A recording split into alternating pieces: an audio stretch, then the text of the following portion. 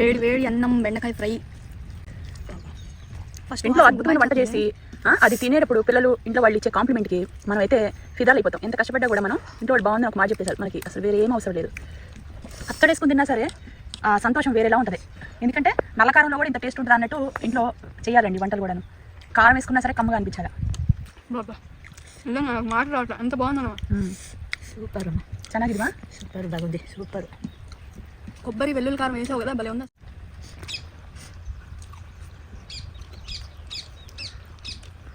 అదిరిపోయింది.